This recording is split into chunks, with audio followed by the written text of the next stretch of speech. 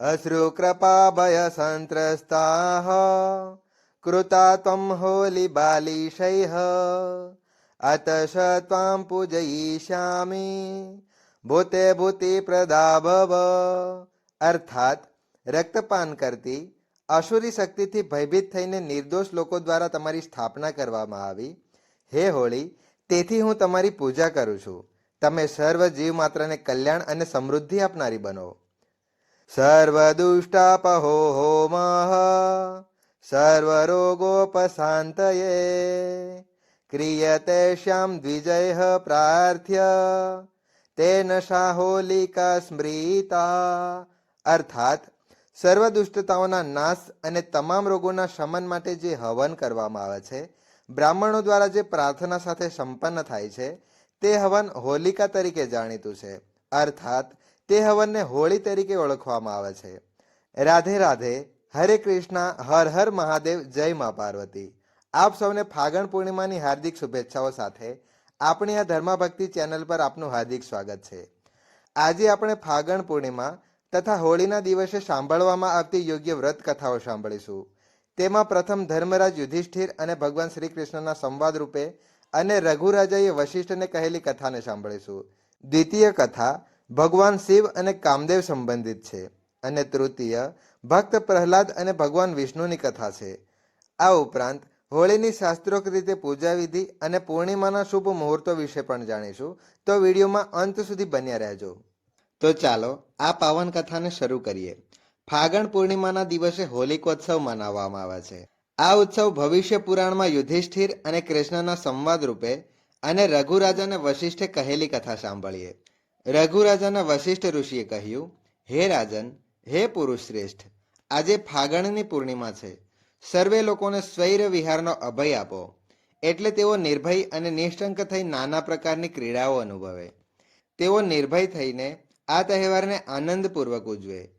નાના નાના બાળકો હાથમાં કાષ્ઠાના કડકા લઈ ઉત્સાહથી હર્ષભર્યા લડવૈયા જેવા ઘરૈયા થઈ નીકળે અને સૂકા લાકડા અને છાણા એકત્રિત કરી રક્ષોઘ્ન મંત્ર ભણી અગ્નિમાં નાખે અને કોલાહલ કરી કિલકિલાટ કરતા તાલીઓ બજાવે.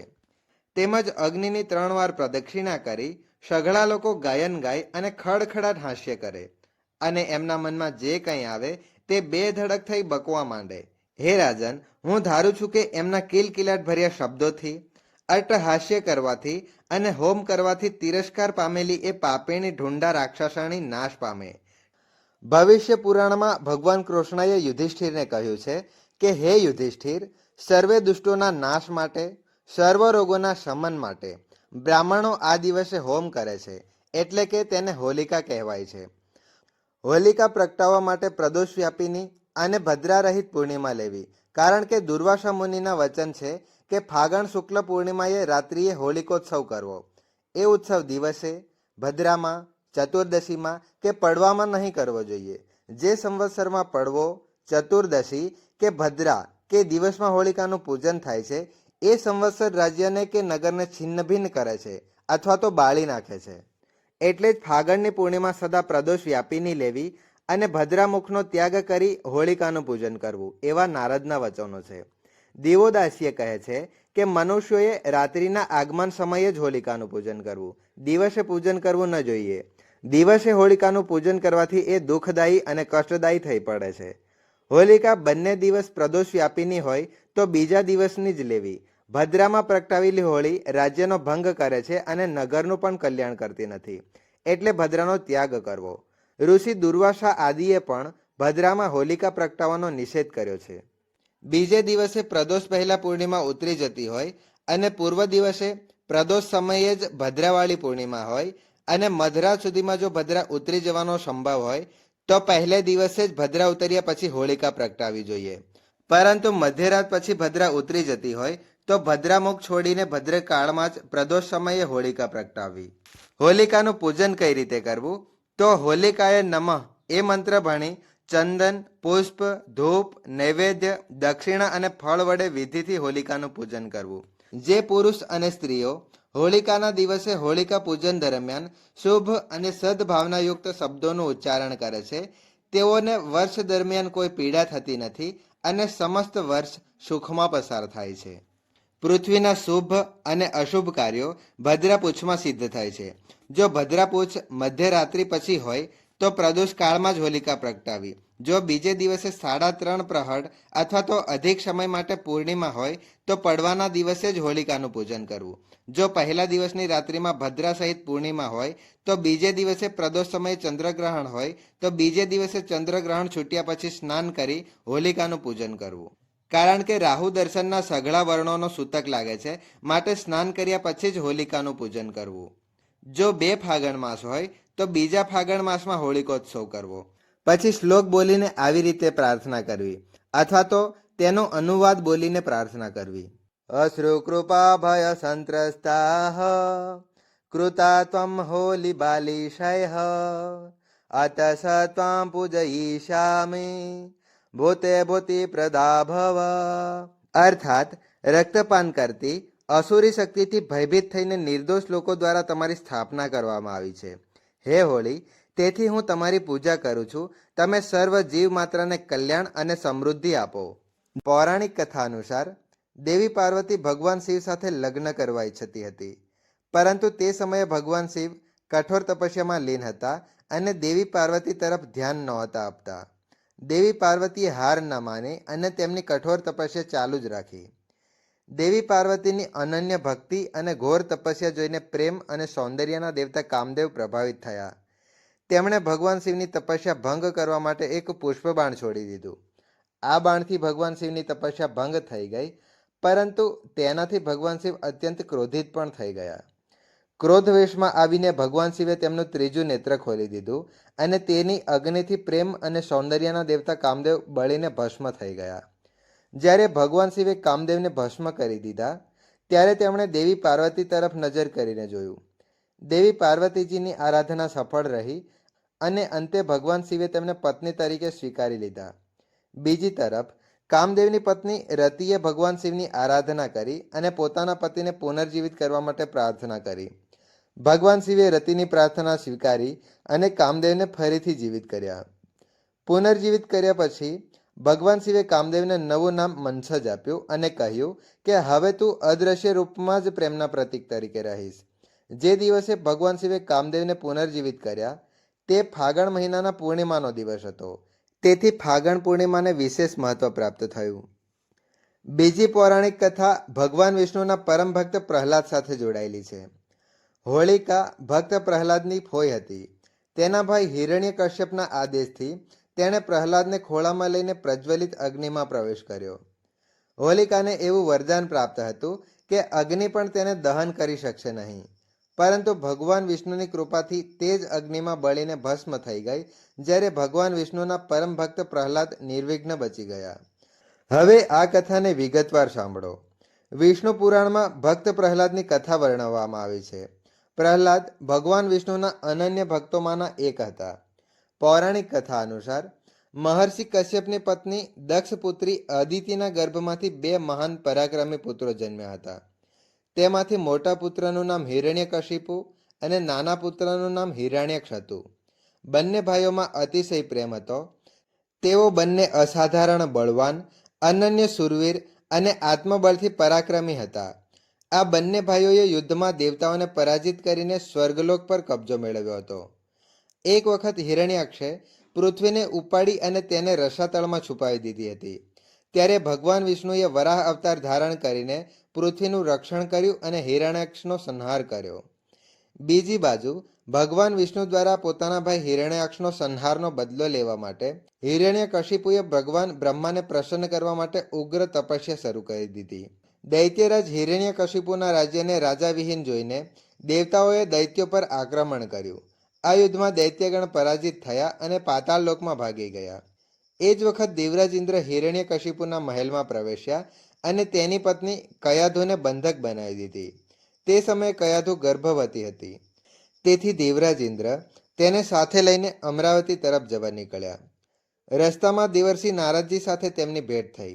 નારદજીએ પૂછ્યું, નારાયણ નારાયણ, દેવરાજ તમે કયાધુને ક્યાં લઈ જઈ રહ્યા છો? ત્યારે દેવરાજ ઇન્દ્ર કહે છે, દેવર્ષિ આના ગર્ભમાં હિરણ્યકશિપુનો અંશ છે. હું પ્રથમ તેના ગર્ભમાં રહેલા બાળકનો સંહાર કરીશ, ત્યારબાદ તેને મુક્ત કરી દઈશ. આ સાંભળીને દેવર્ષિ નારદજી બોલ્યા કે આના ગર્ભમાં એક મહાન ભગવાન ભાગવત ભક્ત છે, જેને મારવાની તમારી શક્તિ નથી, તેથી કયાધુને મુક્ત કરી દો. નારદજીના આ વચન સ્વીકારીને દેવરાજ ઇન્દ્રએ કયાધુને મુક્ત કરી અને અમરાવતી પાછા ફરી ગયા. બીજી બાજુ નારદજી કયાધુને પોતાના આશ્રમમાં લઈ ગયા અને કહ્યું, બેટી, તો અહીં નિર્ભયતાથી આરામ કર, જ્યાં સુધી તારો પતિ પોતાની તપસ્યા પૂર્ણ કરીને પાછો ન આવે. પવિત્ર આશ્રમમાં રહેતા કયાધુ નારદજીના સુંદર ઉપદેશો સાંભળતી અને આનંદપૂર્વક જીવન વિતાવતી. નારદજીના સત્સંગ અને ઉપદેશોનો પ્રભાવ તેના ગર્ભમાં રહેલા શિશુ પર પણ પડ્યો. સમય આવતા કયાધુએ એક પુત્રને જન્મ આપ્યો, જેને પ્રહલાદ નામ આપવામાં આવ્યું. આ તરફ હિરણ્યકશિપુની તપસ્યા પૂર્ણ થઈ. તેને બ્રહ્માજી પાસેથી મનપસંદ વરદાન પ્રાપ્ત કર્યું અને પોતાની રાજધાની તરફ પાછો ફર્યો. થોડા સમય પછી કયાધુ પ્રહલાદને લઈને નારદજીના આશ્રમથી પાછી રાજમહેલમાં આવી. આ પછી પ્રહલાદની શિક્ષા માટે વ્યવસ્થા કરવામાં આવી. હવે પ્રહલાદ ગુરુના સાનિધ્યમાં શિક્ષા ગ્રહણ કરવા લાગ્યા. એક દિવસ હિરણ્યકશિપુએ પ્રહલાદને પોતાની ગોદમાં બેસાડ્યો અને પ્રેમપૂર્વક પૂછ્યું, બેટા, તું અત્યાર સુધી જે કંઈ શીખ્યો છે તેમાંથી અમુક સારી વાતો મને પણ સંભળાવ. ત્યારે ભક્ત પ્રહલાદ બોલ્યા, પિતાજી, મેં અત્યાર સુધી જે શીખ્યું છે તેનો સારાંશ હું તમને સંભળાવું છું.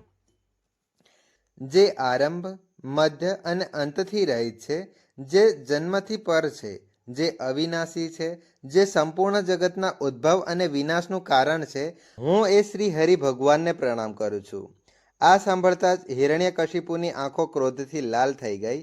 તે કંપતા હોઠોથી પ્રહલાદના ગુરુને કહેવા લાગ્યો, અરે મૂર્ખ બ્રાહ્મણ, આ શું તે મારી આજ્ઞાનું ઉલ્લંઘન કરીને આ બાળકને મારા સૌથી મોટા શસ્ત્રુની સ્તુતિ શીખવી?